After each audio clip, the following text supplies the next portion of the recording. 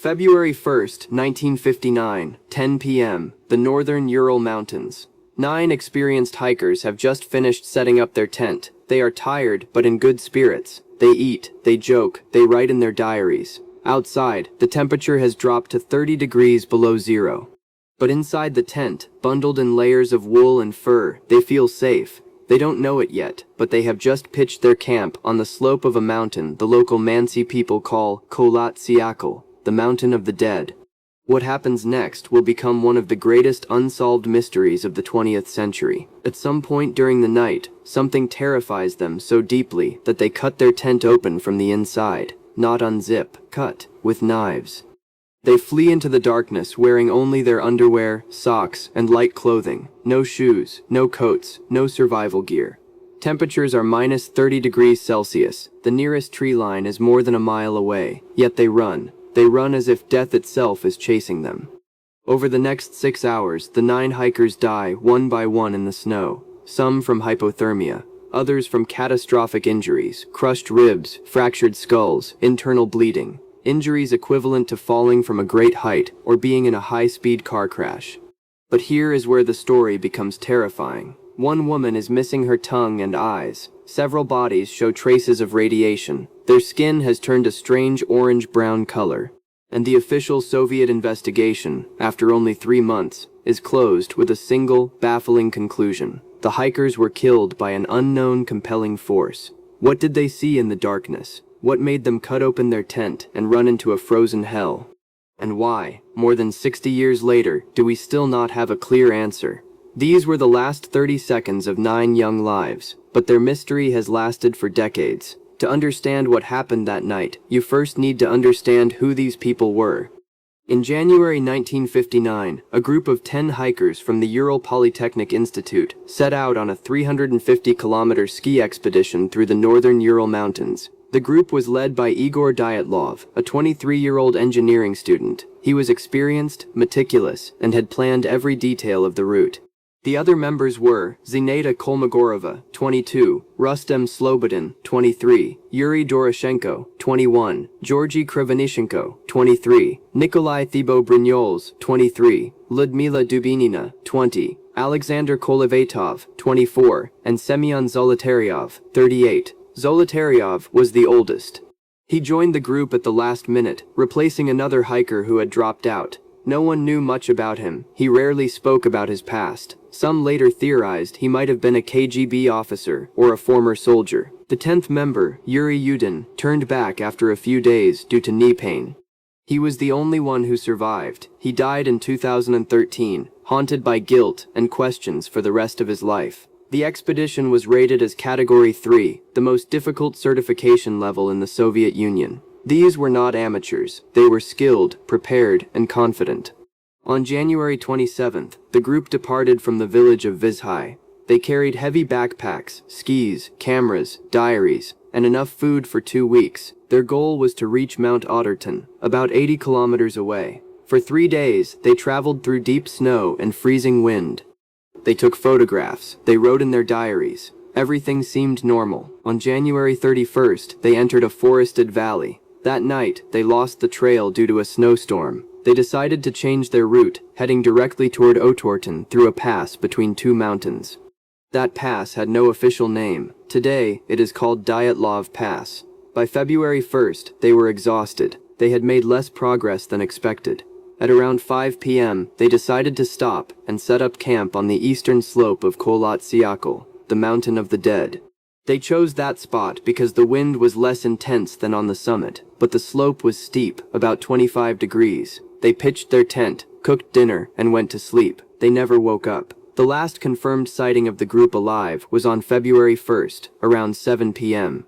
A photograph taken that evening shows them digging snow blocks to secure the tent. They looked tired, but fine. At approximately 10 p.m., something happened. According to the investigation, all 9 hikers cut or tore their way out of the tent from the inside.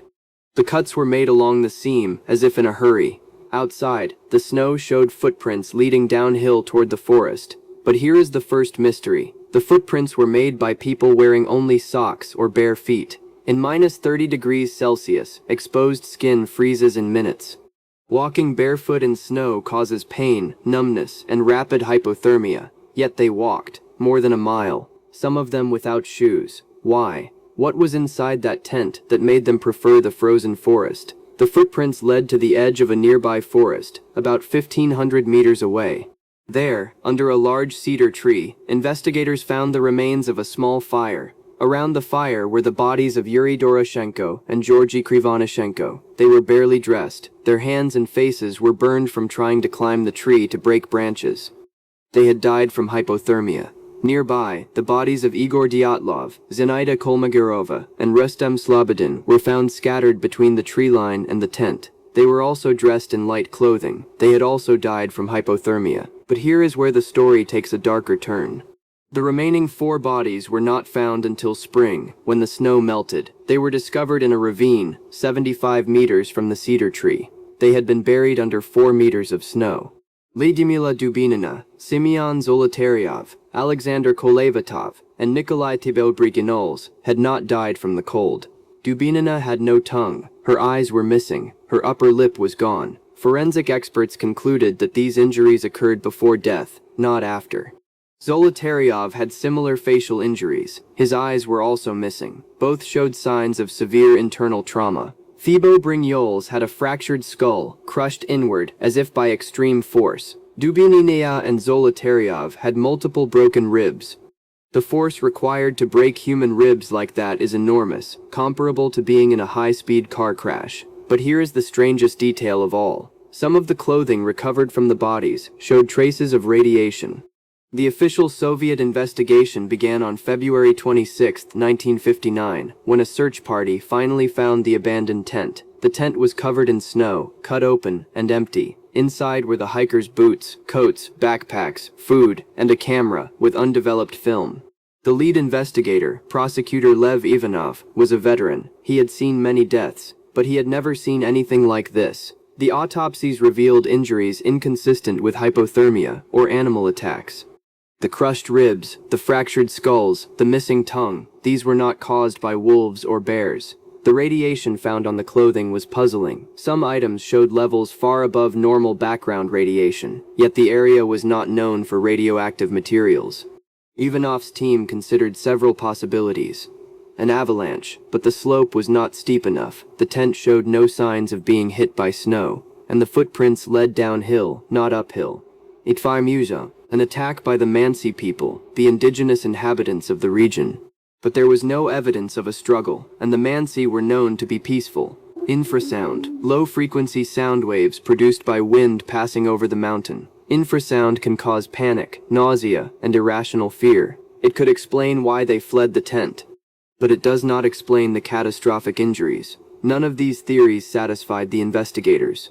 By May 28, 1959, just 3 months after opening the case, Prosecutor Ivanov closed the investigation. The official conclusion read, "The hikers died due to an unknown compelling force." The case file was classified, the investigation was sealed, and for 60 years, the world has been trying to figure out what happened. Over the decades, more than 70 theories have been proposed. Some are scientific, some are speculative, some are outright bizarre. Let's start with the scientific explanations. In 2021, researchers from the Swiss Federal Institute of Technology, EPFL, published a study suggesting that a rare type of slow-moving slab avalanche could have occurred on the slope where the tent was pitched. They argued that a small slab of snow, moved by strong winds, could have pressed down on the tent, causing the hikers to panic and cut their way out. The theory explains the panic. It explains why they fled without proper clothing. But it does not explain the catastrophic injuries found on 4 of the bodies. Being hit by a slab of snow does not crush ribs like a car crash or fracture a skull inward. Then there is the infrasound theory. The unique shape of Kholat Syakhl, the mountain of the dead, can create powerful vortices of wind. These vortices can produce infrasound, sound waves too low for humans to hear but capable of inducing panic, anxiety, and irrational behavior. Some experts believe that infrasound caused the hikers to experience a sudden, overwhelming terror, leading them to flee the tent. But again, the injuries remain unexplained. The military experiment theory is one of the most popular. The Ural Mountains were used for secret Soviet weapons testing during the Cold War. Some researchers, like Russian blogger Valentin Dyatlov, have suggested that a small-yield missile, or neutron bomb, was tested near Dyatlov Pass on the night of February 1st. The radiation found on the clothing supports this theory. So do the catastrophic injuries, which could have been caused by a shockwave. Dyatlov even claimed to have found the remains of a destroyed military bunker near the pass. However, no official evidence has ever been produced. The KGB conspiracy theory is even darker. Semyon Zolotaryov, the mysterious 38-year-old who joined the group at the last minute, may have been a secret agent. Some believe the hikers were on a covert mission to observe a secret military test. And when things went wrong, the government covered it up by closing the investigation and sealing the files. Finally, there is the paranormal theory. The mountain's Mansi name, Kholat Shiakul, means Mountain of the Dead. Local legends say that 9 Mansi hunters died on that same slope centuries ago. Some believe the hikers were killed by supernatural forces, a yeti, a ghost, or something else entirely. But the scientific community dismisses these explanations. And yet, no single theory has been able to explain all of the evidence. On May 28, 1959, prosecutor Lev Ivanov closed the case. The files were marked secret, the remaining evidence was stored away, and for 61 years, the truth remained hidden. In 2020, the Russian government reopened the investigation. They conducted new forensic tests, re-examined the evidence, and released a new conclusion. The hikers were killed by an avalanche. But the Dyatlov Pass community rejected this finding.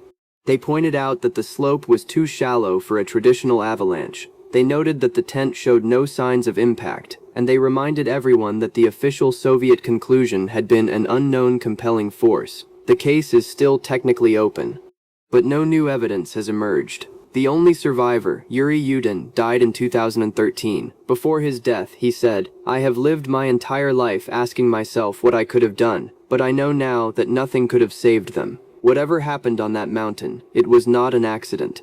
It was something else." The photographs found in the hikers' cameras show happy young people, smiling, eating, working together. There is no fear, no warning, nothing. The last photograph was taken at 5 p.m. on February 1st. It shows the group digging snow to secure their tent. After that, the camera ran out of film, or perhaps there was no one left to take another picture. February 1st, 1959, 10 p.m. 9 experienced hikers are in their tent. They are tired, but safe. The wind is blowing outside. The temperature is minus 30 degrees. At some point during the night, something terrifies them so deeply that they cut open their tent and flee into the darkness. No shoes, no coats, no survival gear. They run more than a mile through deep snow. Some die of hypothermia. Others die from catastrophic injuries, crushed ribs, fractured skulls, internal bleeding. One woman is missing her tongue, her eyes are gone. Several bodies show traces of radiation. Their skin has turned an orange-brown color. The official investigation lasts only 3 months. The conclusion: an unknown compelling force. The case files are classified, the evidence is sealed, and for more than 60 years, the world has been searching for answers. What did they see? What did they hear? What made them run into a frozen hell? We may never know. But every year, hikers visit Dyatlov Pass. They leave flowers at the memorial. They take photographs. They ask the same questions. And at night, when the wind blows over the Mountain of the Dead, some say you can still hear them running. These were the last 30 seconds of the Dyatlov hikers. But their mystery has lasted longer than their lives. Last 30 seconds.